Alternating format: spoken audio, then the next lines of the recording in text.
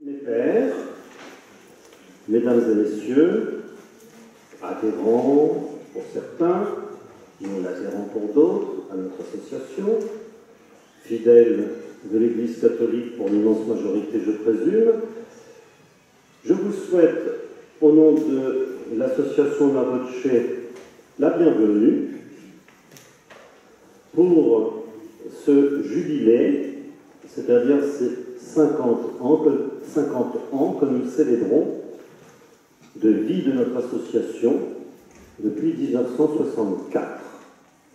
Cela remonte déjà à quelques années.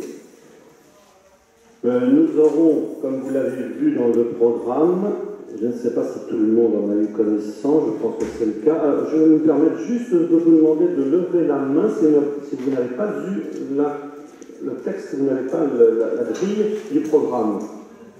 Là-bas, une personne, deux, oui, c'est tout? Tout le monde a eu 3? Non? Bon, alors nous allons nous charger d'en distribuer tout à l'heure, car ça serait intéressant d'avoir tout de même le déroulement de nos différentes activités. Alors, au vu de ce programme, vous pouvez constater l'intervention de personnes tout à fait habilitées à parler de notre sujet, dont je rappelle l'intitulé « Le chant grégorien, chant liturgique paroissial ».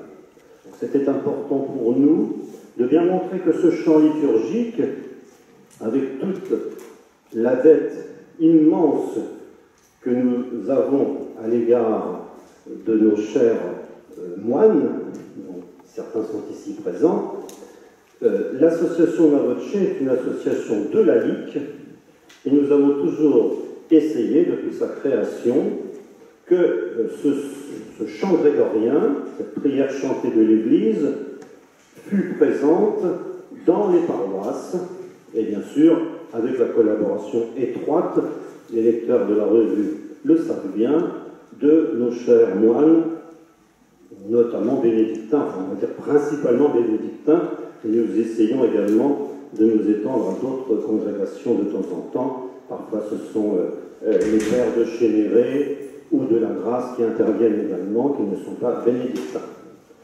Voilà donc pour quelques mots de présentation.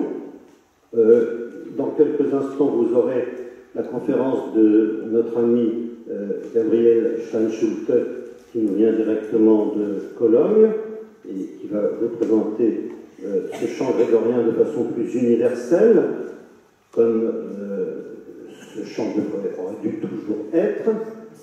Et pour revenir à notre association, je continue, je l'ai fait ce matin en Assemblée Générale, à faire appel à toutes les bonnes volontés qui voudraient se manifester pour contribuer à nous aider à propager, à promouvoir cette Bible chantée, comme on peut aussi la qualifier, je trouve l'expression assez heureuse, cette Bible chantée, et vous savez sans doute que la vie des associations n'est pas toujours très facile. Nous vivons en plus une crise économique qui n'arrange pas les choses sur le plan pratique et concret, mais nous avons pour l'instant un certain nombre de personnes encore généreuses qui nous offrent la possibilité de poursuivre notre action. L'action, en 2 mots, je la résume avec 2 activités principales, on verra 3 avec le site. C'est d'abord notre revue, qui, on l'a vu ce matin en Assemblée Générale, donne satisfaction à la grande majorité de nos lecteurs et adhérents. Les éditions radio, que nous avons aussi bien sur Radio Courtoisie, sur Radio Silence, sur Internet, mais également sur notre site Internet. Ces 3 diffusions étant dans le cadre de la forme dite extraordinaire et en forme ordinaire dans le diocèse de Vannes, à la demande de Monseigneur Santaine, ce qui nous permet également, bon, ça demande beaucoup de travail car la terminologie n'est pas toujours la même. Vous voyez par exemple que demain nous serons au 27e dimanche du temps ordinaire, alors que nous célébrons dans la forme extraordinaire la solennité du Saint-Rosaire. Bon, mais nous avons pu ce matin, et M. l'abbé Briet, qui vient de ce diocèse, nous rappeler que cette émission Dona Voce, qui est diffusée dans le diocèse de Vannes, et après un audit qui avait été diligenté par la radio, et l'émission qui est la plus écoutée. Bon, ça nous fait quand même plaisir. Nous avons cette possibilité de nous faire entendre dans au moins un diocèse. Si nous avions la possibilité de recruter d'autres personnes, ça nous permettrait sans doute de nous étendre vers d'autres diocèses. Pour l'instant, nous nous limitons à un seul, celui de Vannes, en Bretagne, pour ceux qui ne sont pas français. Voilà. Notre association 50 ans, je ne vais pas poursuivre, car je vais tout de suite donner la parole à notre personnage historique s'il en est, car il était présent le 19 décembre 1964 dans la crypte de Saint-Charles de Monceau.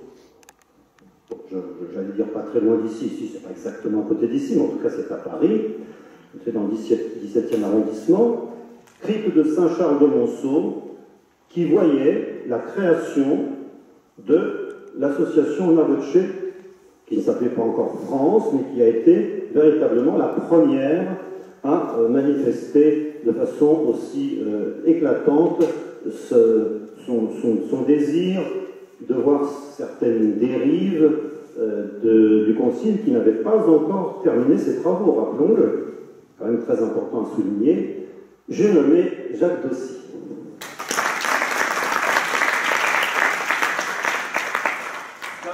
Rare survivant de la fondation Dona Voce, et même d'avant, parce que j'ai été pressenti 2 mois avant le mois de décembre, c'est-à-dire que pour moi c'est le véritable anniversaire.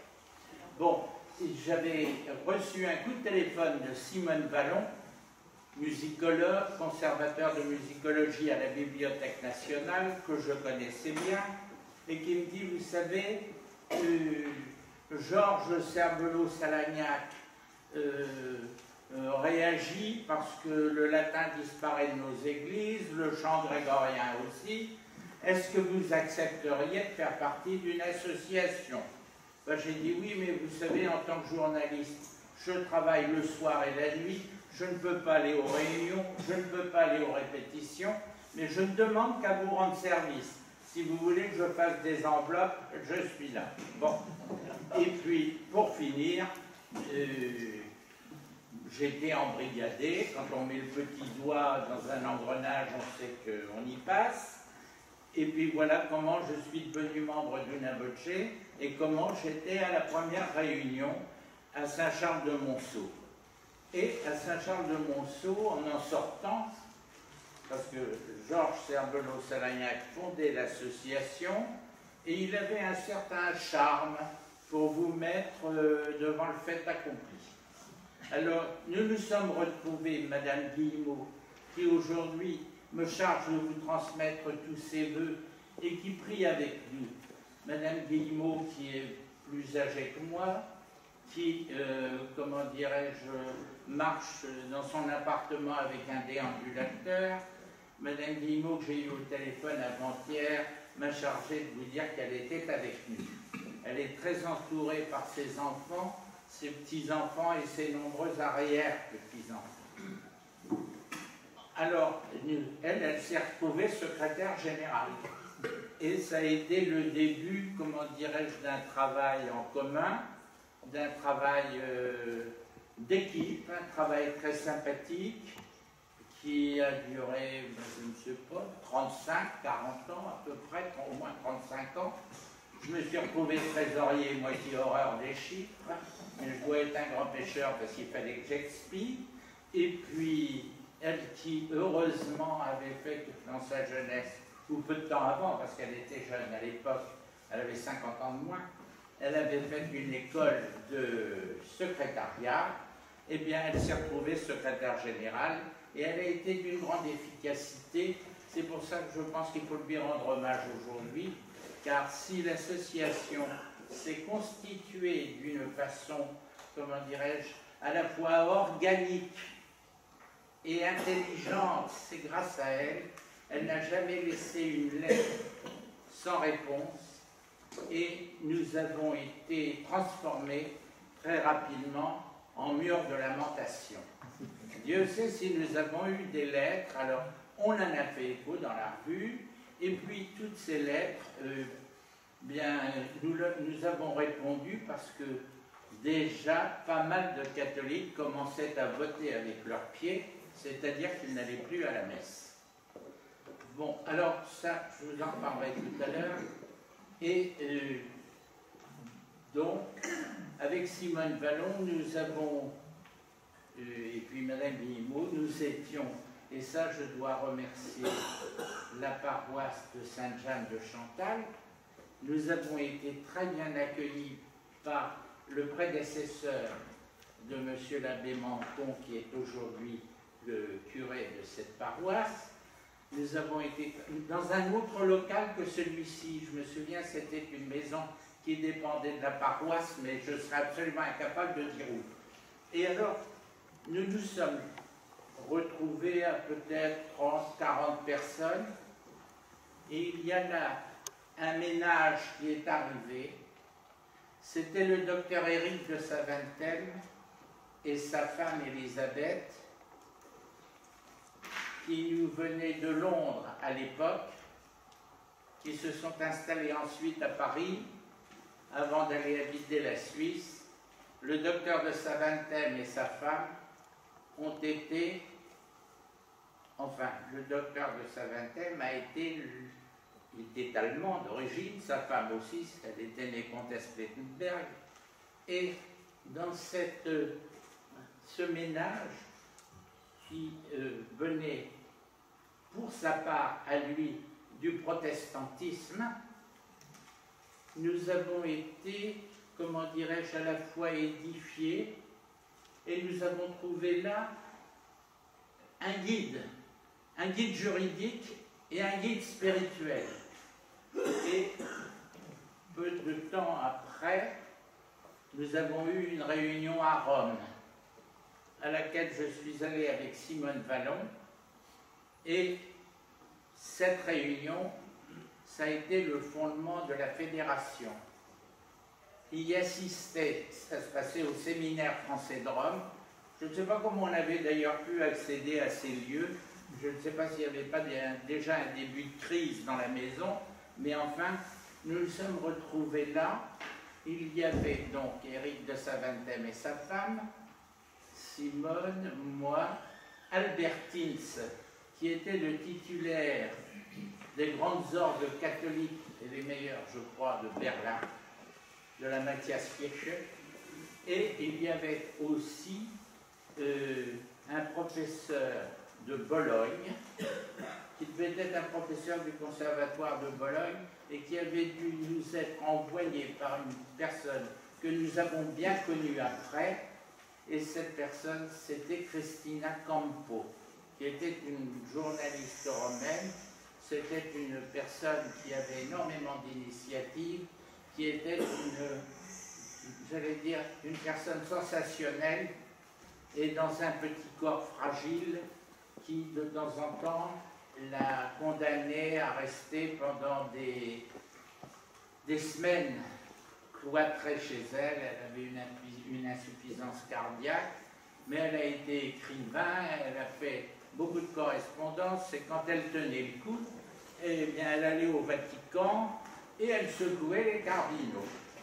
C'est ainsi que le cardinal Ottaviani et le cardinal Bacci ont, sous son influence, et peut-être aussi un peu grâce à sa plume, publié leur examen critique du Nouvel Ordo, quelques années après. C'était en 68, je me rappelle bien.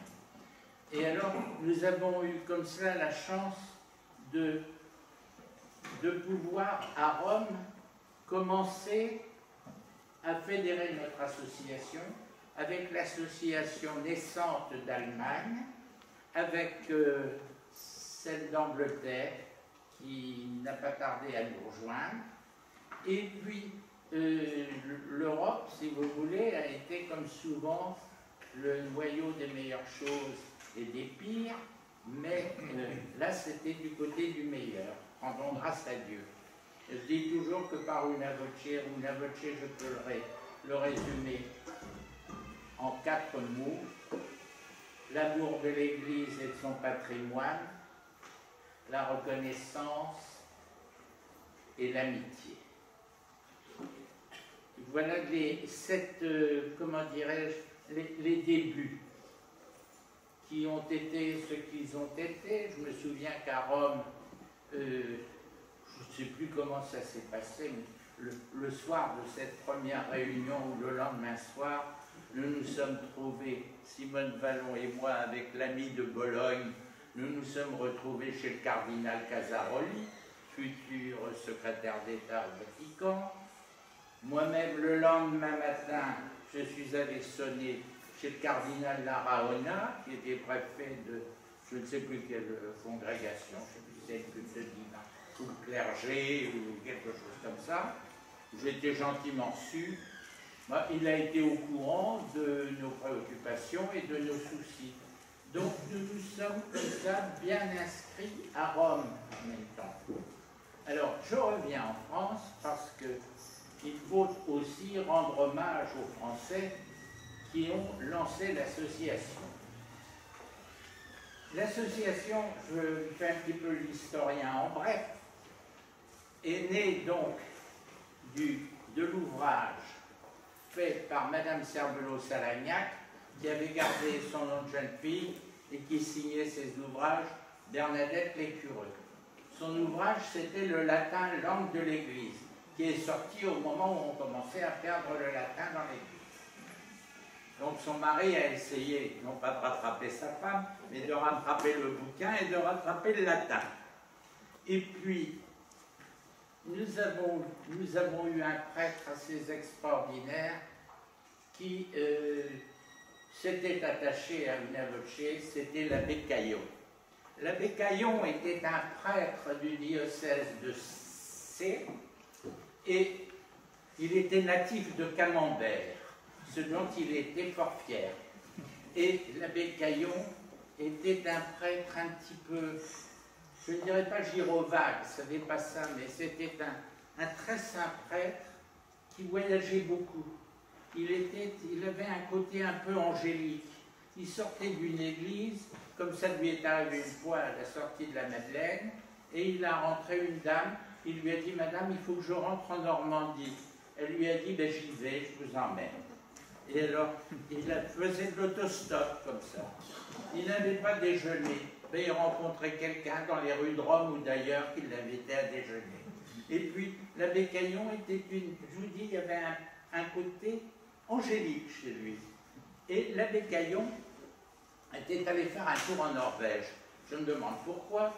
Et là-bas, il avait rencontré le docteur Krane, qui était une femme médecin psychiatre spécialisée dans les cas difficiles, pour les enfants difficiles.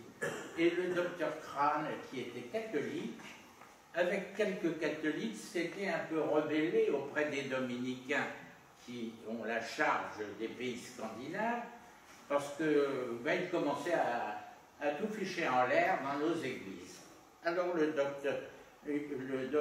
comment dirais-je, l'abbé Caillon est revenu, puis nous a raconté tout cela. Ce qui fait que Madame Krane est devenue aussi membre d'Una Voce, elle s'est appelée Una Voce, l'association norvégienne qui a dû compter 10 ou 15 personnes, parce que c'est un pays qui est luthérien par État, j'allais dire. Eh bien, nous avons eu cette personne qui nous a réconfortés et puis qui nous a montré le bon exemple. Et nous avons aussi commencé à travailler avec un conseil d'administration qui a été un peu trié sur le volet et avec des personnes absolument extraordinaires, puisque nous avons eu dans ce conseil d'administration Maurice Duruflé, D'abord, le président, j'avais l'oublié, Amélie de Vallombros, qui a fait ses débuts d'organiste, je crois, à Saint-Eugène, et qui est devenu après maître de chapelle de Saint-Eustache, qui n'est pas la paroisse la moins musicale de Paris, ou qui a connu une aura extraordinaire il y a quelques décennies. Et puis alors, il y a eu Amédée de Vallombrosa, il y a eu M. Serbelot comme secrétaire général ou délégué, je ne sais plus comment on disait. Vous savez, les hiérarchies, et moi, je ne suis pas très doué. Bon. Et puis, nous avions donc Maurice Duruflet, qui a été notre vice-président. Maurice Duruflet, compositeur titulaire de Saint-Étienne-du-Mont, marié à une organiste qui avait aussi un grand talent. Nous avons eu Édouard Souberbiel, qui était professeur d'orgue à la Schola Cantorum. Et Édouard Souberbiel, je le dis maintenant parce qu'il y a des amitiés qui restent et qui franchissent les générations. Et le grand-père il était d'abord le gendre de Léon Blois, et il est le grand-père d'Alexis Galperine, qui est professeur de violon au Conservatoire national de Paris. Donc vous voyez, il y a comme ça une certaine tradition musicale dans nos fondateurs et nos sympathisants. Et puis il y avait, comment dirais-je, M. Michaud, le professeur Michaud qui enseignait la pharmacie, lequel, à Bordeaux, a fondé la chorale de Saint-Benoît, les clercs de Saint-Benoît. Et puis j'ai peur d'en oublier, c'est pour ça que j'ai dénoté sur un bout de papier, le professeur Ricard, qui était un hispanisant professeur à la Sorbonne.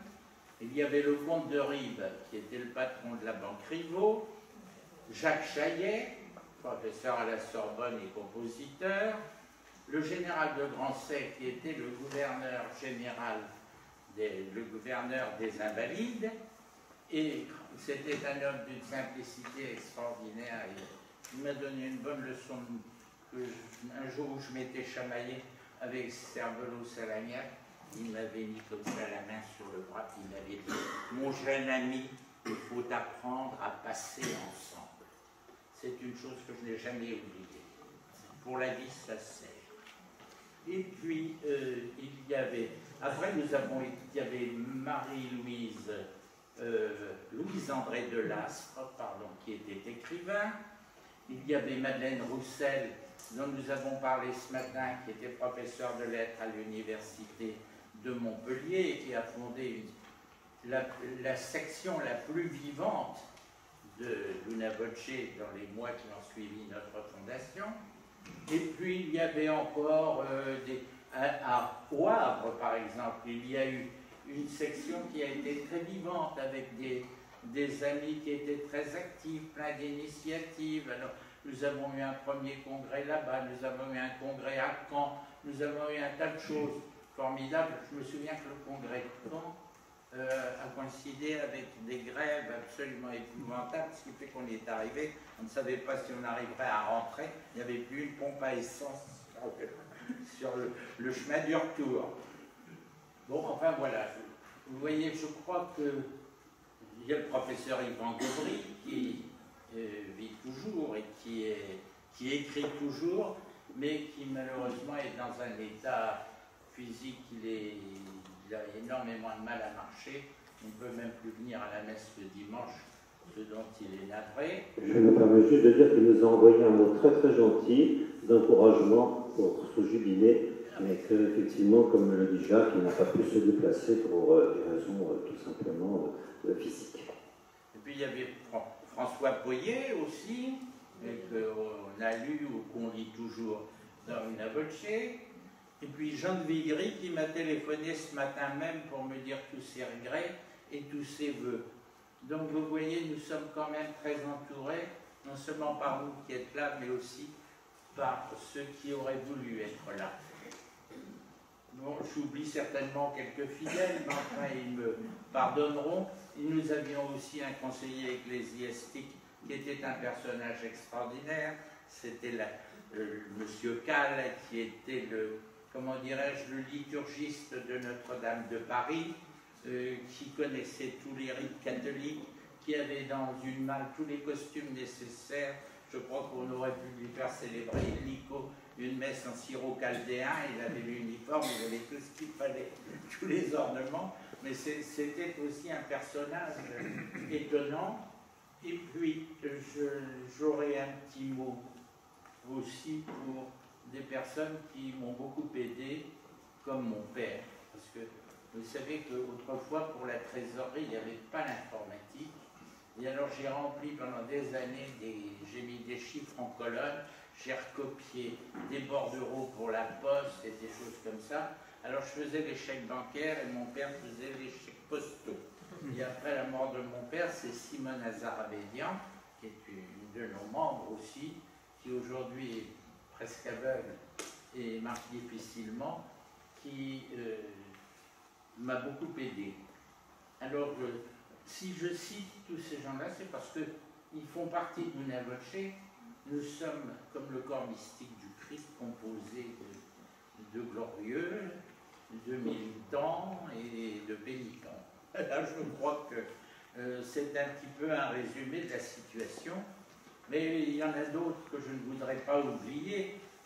D'abord, c'est le soutien de mon ami don Gérard Calvet, fondateur du Barou. Je suis heureux de saluer son successeur, qui se cache là-bas derrière.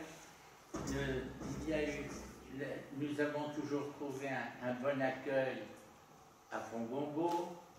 Nous avons eu quelquefois les Pères de la Grâce avec nous. Nous avons eu les Dominicains de Chéméré. Nous avons eu don Hervé Courreau de Trior. Enfin, si j'en oublie, qu'ils me pardonnent, mais ils sont tous dans notre cœur et qu'ils le sachent bien. Et que je pense que les prières qui vont s'élever ce soir et demain les engloberont tous. Et puis, il y a eu, alors, autre personnage indispensable pour l'association, Yves Gire, qui a succédé comme secrétaire général à Madame Guillemot. Yves Gire est un saint dont je ne demanderai pas la canonisation parce que je l'ai canonisé moi-même. Je l'ai tellement vu souffrir. Vous savez qu'il était infirme, il devait peser 23 kilos et encore avec un retard de l'autre côté. Eh bien, il a été vraiment exemplaire. Il savait le 800 par cœur. Et puis alors pour lui, c'était hors du grégorien, point de salut.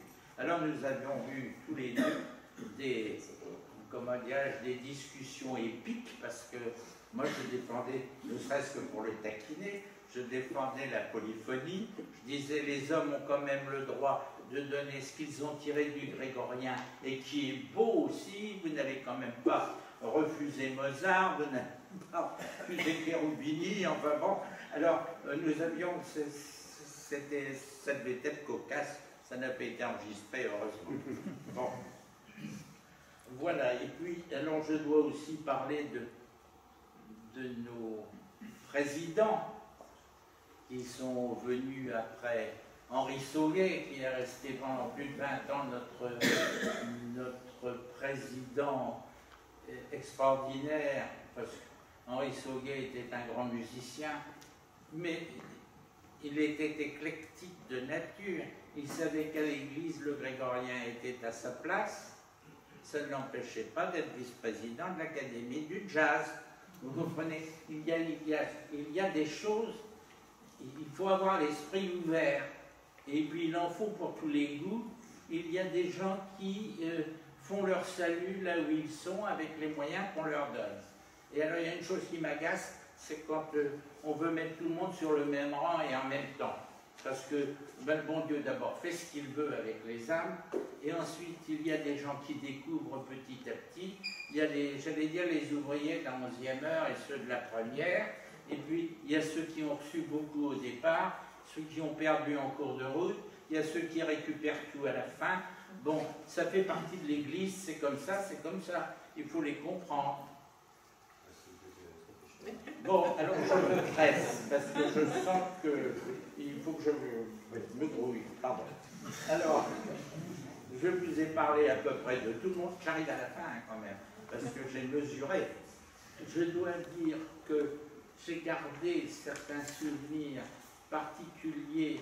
Ben, oui, j'allais dire dans les présidents, il y a eu Benoît Nice aussi, qui est professeur émérite de l'Université de Strasbourg, que j'ai vu dimanche dernier parce qu'il participait à un colloque du CEP, c'est-à-dire du Centre d'études de prospection de la science, et il le fait tous les ans. Il m'a dit, écoutez, je ne peux pas venir parce que je ne peux pas m'en aller tous les week-ends, mais il m'a chargé aussi de ses amitiés. Je rappellerai en vitesse les noms de Monseigneur Anglès, qui a été à Rome le président de l'Institut pontifical de musique sacrée, qui nous tenait en amitié. Je citerai aussi Monseigneur Ovrat, qui a été le président de la Consociation internationale de musique sacrée. Et d'ailleurs, il vit toujours parce que c'est son neveu, M. Steinschulte, que vous allez entendre dans quelques instants. Il y avait aussi le cardinal Gantin, le cardinal du Dahomey, enfin qui ne s'appelle plus le Dahomey aujourd'hui, et puis le cardinal Ratzinger, que j'ai vu une ou deux fois, je crois. Il y avait eu Ottaviani avant, et le cardinal Ratzinger, quand il n'était pas encore pape, que je suis allé voir une ou deux fois, je crois, avec les Saventem. Et les Saventem allaient le voir au moins 2 fois par an, chaque fois qu'ils allaient à Rome. Et je pense que monsieur et madame de Saventem ne sont pas tout à fait innocents dans l'arrivée de Summorum Pontificum. Donc, una voce en recueille les fleurs qui dépassent. Bon, alors je pense aussi, après à la fédération, après notre cher Éric de Saventem, nous avons eu aussi un homme extraordinaire qui a été Michael Davis, un Gallois qui aimait 2 choses, comment ça s'appelle, le rugby, et qui savait faire apprécier un bon whisky. Et Michael Davis voyageait, écrivait beaucoup, une belle plume, et c'était un homme qui avait pris una voce vraiment dans... C'était devenu son affaire. Et puis, je dois dire que je devrais citer tous les instituts traditionnalistes, de l'Institut du Christ roi à l'Institut, comment dirais-je, de Chéméré-le-Roi, de la Grâce, enfin, la Fraternité Saint-Pierre. Et je n'oublierai pas non plus les amis de la Fraternité Saint-Pédis, car, qu'est-ce que vous voulez, nous avons toujours eu de bonnes relations, sinon officielles, du moins personnelles, avec l'un ou l'autre de la maison. Et puis, j'ai le souvenir personnel très profond de Monseigneur Lefebvre. J'avais été amené en 1970 à partir pour Dakar pour participer au lancement du premier quotidien du Sénégal. Et j'ai pris conseil auprès de Monseigneur Lefebvre lors du dernier congrès de Lausanne. Il m'a reçu pendant 1 heure ou 1 heure et demie, et je dois dire que ses conseils et les orientations qu'il m'a données m'ont rendu de très grands services à Dakar. N'oubliez pas que le Sénégal est un pays à 95% musulmans. Voilà. Alors, j'ai peut-être oublié quelques personnes, qu'elles ne m'en veuillent pas. Merci à M. Bancon, curé de la paroisse. Vous voyez que pour notre 50e anniversaire, je n'oserais pas prendre la comparaison du serpent qui se mord la queue, mais c'est un peu ça. Nous revenons à nos origines, à la fois institutionnelles, puisque nous avons eu ici notre première assemblée générale, et les débuts de la fédération, puisque nous y avons connu M. Saventem et sa femme. Je tiens aussi à remercier les personnes de la paroisse qui bien illustrent ce cinquantenaire. je pense à mon ami Philippe Nicolas, je pense à l'organiste de la paroisse, je recherche son nom, je ne le connais plus, mais ça ne fait rien, Henri Paget. Je pense donc au clergé et à tous ceux qui, d'une façon matérielle, personnelle, discrète et tout cela, nous rendent service pour l'organisation de ce cinquantenaire. Alors à tous un grand merci et je vous souhaite, comme disait Saint-Exupéry dans son avis, n'est-ce pas, beaucoup de grâce à cette occasion, beaucoup de joie et de force pour bien servir l'Église.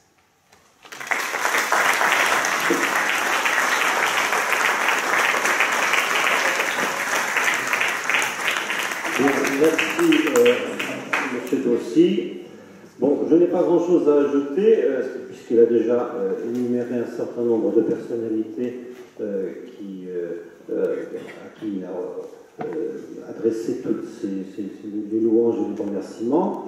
Je dois juste rajouter que les principaux, au moins 25 évêques m'ont écrit à l'association pour excuser leur absence à notre jubilé, mais certains ont envoyé des représentants.